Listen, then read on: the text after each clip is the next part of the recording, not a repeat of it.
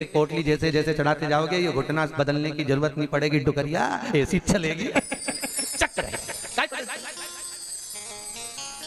और क्या कमरा भी है, शादी आई एक में 6 भरा, 6 इसलिए भरा तुम रात भर सत्संग करो, भजन करो, स्मरण करो, और जितना सत्संग का आनंद हो सकता है। अपनों के बीच में तो हमेशा रहते हो, पर दूसरे को एडजस्ट करना तो सीखो। जरा विचार करो, तुम अपने कमरे में दूसरे को एडजस्ट नहीं कर रही तो ऊपर जाएगी तो भोलेनाथ कैसे एडजस्ट करेगा? सोचो तो सही है, विचार तो करो। भगवान शिव की कथा है, 24,000 श्लोक शिव महापुराण में है, 12 संहिता, और एक एक संहिता भगवान शंकर को समर्पित है। भगवान शिव 6 सूत्र शिव महापुराण के हैं कि शंकर को पाने के 6 सूत्र बताएं। पहला, मस्तक पर तिलक लगा दो, त्रिपुंड लगा दो, नहीं लगा सकते तो गले में रुद्राक्ष की माला पहन लो। इतना भी नहीं कर सकते, तीसरे नंबर का सूत्र है कि भगवान शंकर का मंत्र जाप कर लो, नमः शिवाय, ओम नमः शिवाय। ये भी नहीं कर सकते तो मंदिर में शंकर जी को 1 लोटा पानी चढ़ा दो, चौथा सूत्र। 5वां सूत्र है, इतना भी नहीं कर सकते तो किसी शंकर के मंदिर के पास में से निकलकर चले जाओ तो शंकर के मंदिर का शिखर का दर्शन हो जाएगा, शिखर दर्शनम सर्व पाप नाशनम, बस उतना भी बहुत है। ये 5। और 6ठे नंबर का सूत्र है, अगर इतना भी नहीं कर सकते तो पूरी जिंदगी में अगर 12 ज्योतिर्लिंग पर पहुंचकर शंकर की कथा को सुन लोगे तो फिर दूसरा जन्म नहीं होता। ये 6 सूत्र शंकर को पाने के हैं, भगवत भक्ति को पाने के हैं, भगवत रसतत्व को पाने के हैं। 6 सूत्र है, शंकर का अनुमोदन करें। ऐसी कौन सी भूमि है, ऐसी कौन सी जगह है जहां शंकर नहीं है?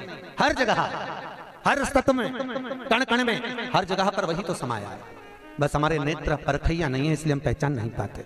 बहुत दुनिया के लोग बहुत कम पहचान कर पाते हैं। बस अंतर तब आता है एक घर के बुजुर्ग माता पिता को और एक परमात्मा को लोग अंतिम तक नहीं पहचान पाते। अंतिम तक बहुत कठिन।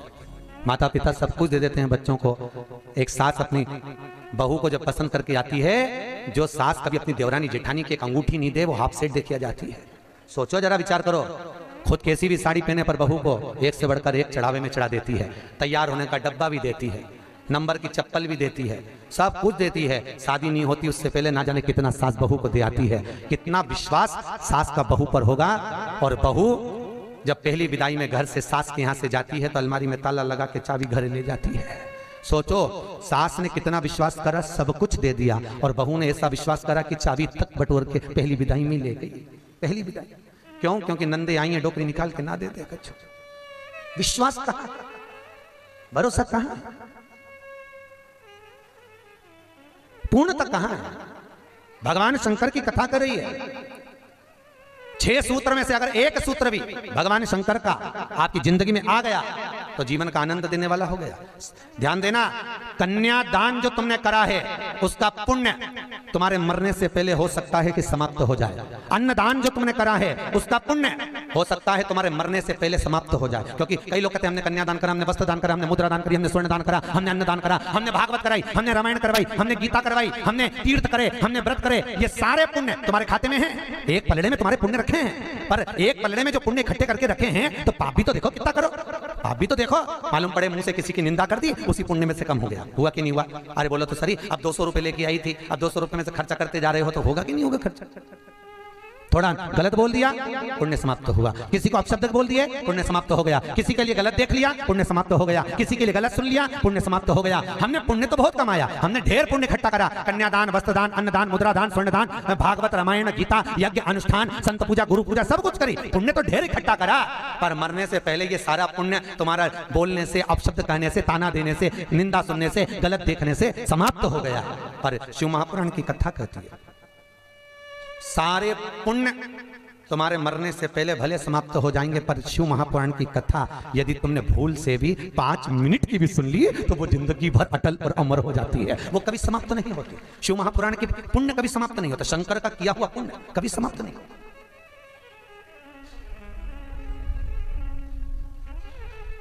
आज वो कोई कह रहा था, गुरुजी वो हम पोटलियां बना के लाए हैं तो एक एक मंदिर में पोटली चढ़ाएं और कई चढ़ाएं। हमने कहा लो, आए हो इतनी दूर तीर्थ करने के लिए, 5 रुपया, 10 रुपया, 2 रुपया करो, जो तुम्हारी मर्जी पड़े चढ़ाओ। 84 महादेव का क्या बार बार दर्शन करने जाओगे? ब्रज 84 कोस की परिक्रमा तो तुमने ना जाने कितनी बार लगा ली होगी ब्रजमंडल में पहुंचकर, पर 84 महादेव का दर्शन करने के लिए आए हो।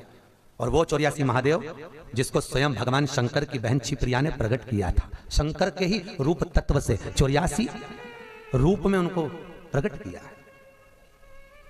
पूरे विश्व में कहीं पर नहीं है, केवल उज्जैन में, केवल उज्जैन। तो भगवान शंकर की कथा कर रहे हैं, भगवान भोलेनाथ का चरित्र वर्णन कर रहा है। 6 सूत्र में से एक सूत्र भी अपनी जिंदगी में उतारा तो जीवन सार्थक हो गया। मात्र भगवान शंकर की पावन कथा का रसतत्व ग्रहण करें। एक देवराज नाम का ब्राह्मण शरीर में ताप पड़ गया, और शरीर में ताप पड़ने के कारण बहुत ताप पड़ा तो शंकर के मंदिर में पहुंच गया, बैठा। अब वहां तो थोड़ी थोड़ी देर में शंकर के मंदिर में कथा हो रही थी, प्रवचन चल रहे थे, शिव महापुराण का चरित्र चल रहा था, और ये थोड़ी थोड़ी देर में पंडित जी चिल्लाए हर हर महादेव। अब जैसे पंडित जी चिल्लाए तो इसके शरीर में ताप पड़े, इसको आ रहा बुखार। अब बुखार आए और कहीं का चिल्लाए, सिर दर्द हो, कहीं का चिल्लाए तो बड़ा बुरा लगे महाराज। अब इसको तो बड़ा अंदर से खटकाओ कि बताओ मेरे तो शरीर में ताप पड़ रहा है, महाराज हर हर महादेव चिल्ला रहा है, पर बोल सकता नहीं। ताप पढ़ते पढ़ते पढ़ते पढ़ते थोड़ी देर में ये यहां से चला शंकर के मंदिर से कथा श्रवण कर कर थोड़ी देर भले ताप पड़ा, बुखार आया, सिर दर्द हुआ, सब कुछ हुआ, पर शंकर की कथा तो शरीर में पहुंच गई, इस आत्मा तक पहुंच गई। होता है जब घर से चले होगे तो सोचे पाँव दुख रहा है, बुखार आ रहा है, सर दर्द हो रहा, ये हो रहा, वो हो रहा, पर शंकर के धाम में पहुंच गए तो अब ये सोच लो कि तुम शंकर के हो गए, तुम शिव के। यहाँ बिठले सेवा समिति के कहने पर नहीं आए, यहाँ पाठक जी के कहने पर नहीं आए, यहाँ हमारे कहने पर नहीं आए। यहाँ तो हम भी बुलाते तो तुम नहीं आते, क्योंकि ये नगरी महाकाल की है। महाकाल का राजा है महाकाल, और महाकाल राजा का एक नियम है, यहाँ कोई राजा, कोई मंत्री, कोई बड़े से बड़ा राजपाट वाला इस नगरी में रात नहीं रुक सकता। यहाँ का नियम है, क्योंकि यहाँ एक ही राजा, कौन सा? महाकाल राजा, बस उसी का राज्य चलता। तो जब उसके घर में आए हो तो हम कौन बुलाने वाले? बोलो तो सही। उसने बुलाया, उसने ठहराया, उसने खिलाया, उसने घुमाया, 5 दिन घूमो फिरो, उसका दर्शन करो, आनंद करो, घरे जा। घर वाले पूछे कहाँ गई थी, तो कहना महाकाल के घर गई थी, उसने बुलाया। रामकृष्ण परमहंस जी से एक ने कहा, रामकृष्ण परमहंस जी से बोले, अरे रामकृष्ण परमहंस जी, हमने सुना है कि माता जगतजननी जगदम्बा शारदा भवानी माँ देवी आपसे बात करने के लिए आती हैं, आपसे मिलने के लिए आती हैं। रामकृष्ण परमहंस जी ने कहा, तो रामकृष्ण परमहंस जी, अगर देवी जी तुमसे मिलने आती हैं, देवी जी तुमसे बात करने आती हैं, जगदम्बा तुमसे मिलने के लिए आती है, तो रामकृष्ण परमहंस जी एक काम करो ना, एक आध बार माता जी को हमारे घर भी भेज दो। हंसी उड़ाने वाले तो कुछ भी बोल देते हैं, एक आध बार माता जी को हमारे घर भेज दो। रामकृष्ण परमहंस जी ने कहा ठीक है, एड्रेस बता दो, देवी जी को तुम्हारे घर भेज देंगे। बोलो एड्रेस क्या है? उस व्यक्ति ने कहा फलाना गली में, फलाना मोहल्ले में, ये वाले मकान में, इस नंबर में, इस जगह पर मैं रहता हूं। रामकृष्ण परमहंस जी ने कहा, स्वामी विवेकानंद के गुरु रामकृष्ण परमहंस जी कहते हैं, जो एड्रेस आपने दिया ये तो आपके घर का, ये आपके घर का एड्रेस है, आपका एड्रेस दीजिए, आप कहां रहते हैं? उसको लगा मैं दुकान पे रहता हूं, तो सकता दुकान का मांग रहा है, उन्होंने दुकान का एड्रेस दे दिया। रामकृष्ण परमहंस जी बोले ये तो दुकान का एड्रेस है, आप कहां रहते हो, आपका एड्रेस दो। तो रामकृष्ण परमहंस जी के शब्द सुने तो व्यक्ति ने कहा ये हमारा ही तो एड्रेस है। रामकृष्ण परमहंस जी बोले, जिस घर का एड्रेस दिया वो तो घर का है, जिस दुकान का एड्रेस दिया वो तो दुकान का, कि दुकान यहाँ है वो वहां घर है, तू कहां रहता है, तेरा एड्रेस बता, तू रहता कहां है? रामकृष्ण परमहंस जी के शब्द सुने उसने चरण पकड़ लिया और रामकृष्ण परमहंस से पूछा, आप बताओ कि मेरा निवास कहाँ है? रामकृष्ण परमहंस जी कहते हैं, इस शरीर का आखिरी निवास तो शमशान है, मनुष्य वहां निवास करने वाला है। बस ये आत्मा परमात्मा के चरणों में रहे और शरीर आखिरी में वहां पहुंच जाता है, आखिरी में। बड़े आश्चर्य में लोग बताते हैं हम वहां रहते हैं, तुम नहीं रहते, तुम्हारा घर रहता है, तुम चले जाओगे घर में ही रह जाएगा, अभी तुम्हारा एड्रेस है फिर तुम्हारे बेटे का हो जाएगा। अरे बोलो तो, फिर बेटा गया पोते का हो जाएगा, पौता गया पर पोते का हो जाएगा, वो तो घर का पता है, तुम्हारा एड्रेस क्या है? तुम किस पते पे रहते? अताना पता, जबरदस्ती के लापता घूम रहा, क्या का पता तुम्हारा? जबरदस्ती के छाती ठोक के मेरा घर मेरा घर मेरा घर। एक आध दिन यमराज आई गया, उठा के ले गया, सब धाड़ धाड़ रोएंगे। 2-3 महीने के बाद, 4-6 महीने के बाद बेटा नेम प्लेट निकाल के खुद की चिपका देगा, मेरा घर का घर तुम्हारा, क्या घर? कहा सज धज के जिस दिन मौत की शहजादी आएगी, न सोना हमसे भी लोग कहते हैं गुरुजी तुम कथा वाचते हो इतना सारा सोना मोना पहन के पहनते हो, तो हमने कहा जजमान लोग दे तो क्यों नहीं पहने? अरे बोलो तो दीजिए, कहीं करे कहीं बाद में जोड़ जोड़ के औलाद के देखे ना, है तो तुम्हारे पास भी, बस तुम भी जोड़ जोड़ के लाकर में अलमारी में लाकर में, और एक आध दिन मर गई और सारा पड़ा की पड़ा रह गया, ऊपर जाके याद करेगी वाला हार तो पहना ही नहीं, फिर कहीं मतलब का सब पहना कहीं करे ऊपर।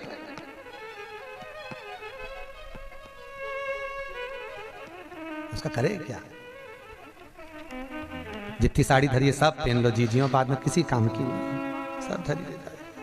ऊपर जाती जाती यमराज सेकेगी नीली वाली तो पहनी नहीं थी, अभी पीको लगवाई थी, एक बार फिर से छोड़ दे वंश मोह, फिर से छोड़। भगवान भी यमराज भी कहेगा चल ऊपर चल, अब कहीं नहीं पहने, ले गया वही करे। खूब जोड़ा, आखिरी में यही छोड़ा, और फिर इतना बड़ा फोटो टंगा उनमें प्लास्टिक के फूल की माला, और वो भी पंखा में माला यूं हिले, पंखा में माला हिले और डोकरी फोटो में स्माइल दे। वो डोकरी भी इसलिए स्माइल दे कि बेटी हम भी जोड़ जोड़ के मर गए, यही टंगे तुझे भी टंगना है, इसलिए डोकरी भी आ सकता यही टंगे से जोड़ो। कुछ नहीं खाया, खूब जोड़ा, खाना खाने की फुर्सत नहीं थी साहब, सवेरे 8 बजे से रात को 10 बजे तक दुकान नहीं छूटे है, नहीं छूटे है।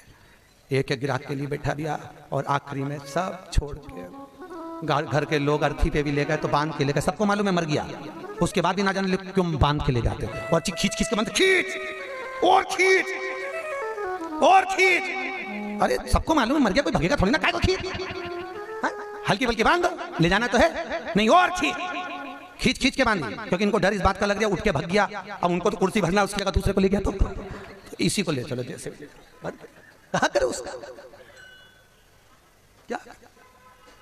सज धज के जिस दिन मौत की सहजादी आएगी, न सोना काम आएगा न चांदी, छोटा सा तू कितने बड़े अरमान है तेरे, मट्टी का तू सोने जैसा मान है तेरे। मेरे को नहीं जानते, मेरे को नहीं पहचानते, अरे भेरू तुझे तो सब जाने, मेरे को नहीं जानते।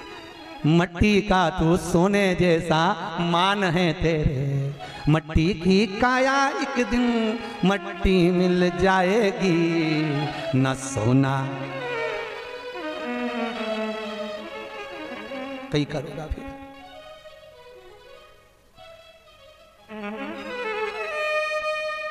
गीता वाटिका गीता प्रेस में कथा बाची, क्या 3-4 साल हो गए, गीता प्रेस गीता वाटिका।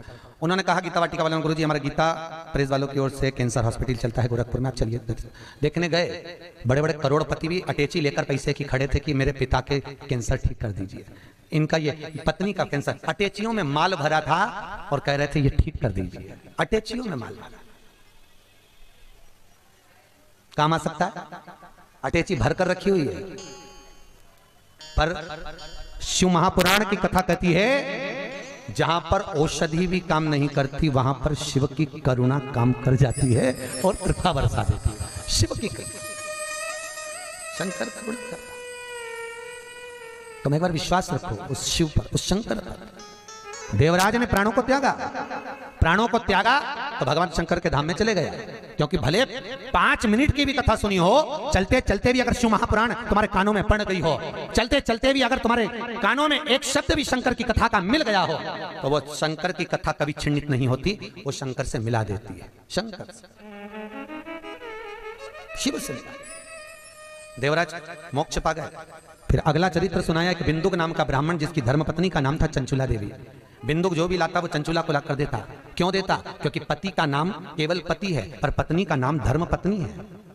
पति कुछ भी कमाई कर लाएगा वो अपनी धर्म पत्नी को देगा, क्योंकि ये धर्म में लगाती रहेगी। अगर ये मेरी कमाई को धर्म में लगाएगी तो मुझे भी वैकुंठ तक तो ले ही जाएगी। ये धर्म पत्नी है, धर्म पत्नी। एक कथा के मुख्य यजमान गोपाल मंदिर वाले महाराज जी बने हैं, पंडित जी, पाठक जी, परंतु इनके मन में कथा का आया ना आया वो बात की बात है, पर धर्म पत्नी हमारी भाभी जी, इनका मन में कथा सुनकर मन में भाव आ गया, गुरुजी एक कथा कराओ, बस ये कृपा। जिंदगी में एक बार शिव महापुराण, फिर ठाकुर जी की जो मर्जी, भोलेनाथ की जो, पर शिव पुराण को कराना। हजारों हजार भागवत, हजारों हजार राम कथा, हजारों हजार गीता का स्मरण करने पर भी जो पुण्य प्राप्त नहीं होता वो मात्र एक दिन की, मात्र 5 मिनट की शिव महापुराण श्रवण करने से प्राप्त हो जाता है साहब। शंकर की कथा का रसतत्व ग्रहण करने से प्राप्त हो जाता है, मात्र एक क्षण की, एक क्षण।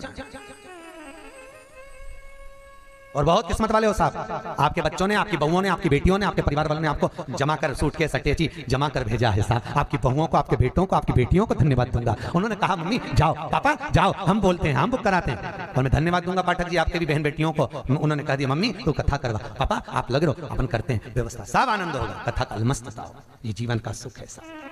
याद रखना, कोई एक बेकार काम करते हैं तो हमारे पितरों को लोग देखने तक नहीं जाते, पर घर का एक व्यक्ति भी अगर पुण्य का कार्य कर लेता है तो उसके पूर्वजों की पीठ स्वयं नारायण जाकर थपथपाते हैं कि तेरे वंश में कोई पैदा हुआ जिसने सत्कर्म करा, सत्कर्म किया।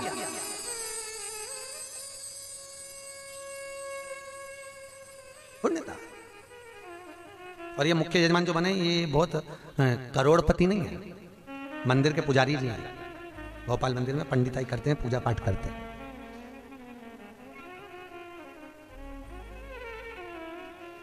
उसमें भी शायद मेरे हिसाब से, मेरी सोच से तो 3-4 हजार रुपये महीना कुछ मिलता होगा। उसके बाद भी मन देखिए कि नहीं, कथा रस तत्व हमारा श्रवण करें, जीवन का सुख पाए। और ये इनके ऊपर जो कृपा हुई है ये पूर्वजों की हुई है कहीं, और आपके ऊपर जो कृपा है, आप जो यहाँ महाकाल की नगरी में बैठे थे, तुम्हारा तो है, पर तुम्हारे भी पितरों की ना जाने कितने पूर्वजों का आशीर्वाद होगा। उन्होंने धक्का मारकर तुम्हें महाकाल की नगरी में भेज दिया। कहीं पूर्वजों की, कहीं पितरों का आशीर्वाद, कहीं आहूत और वासुकों का आशीर्वाद जो हमको परमात्मा की शरणागति तक लेकर जा रहा है, भगवान के चरणारविंद तक लेकर। बिंदु को जो लेकर आता वो चंचुला देवी को देता, चंचुला देवी उसको भोग में लगा लेती है, पर चंचुला कभी धर्म में नहीं लगाती। धर्म पत्नी का लक्षण है कि पति की कमाई का एक अंश निकाले और वो ले जाकर कहीं सत्कर्म में, कहीं धर्म में लगा दे। एक अंश निकाल कर वो धर्म में लगाए तो धर्म पत्नी है। पर आजकल की पत्नियां ऐसी हैं, निकालती तो है पति की कमाई का प्रसाद, डेंटिंग पेंटिंग में लगाया, वो धर्म में लगा ही नहीं, धर्म में लगे ही नहीं। वो कितना ही प्रयास करें। कई माताओं की आदत रहती है हर बार सोचे सत्यनारायण की कथा कराऊंगी, सत्यनारायण की कथा कराऊंगी,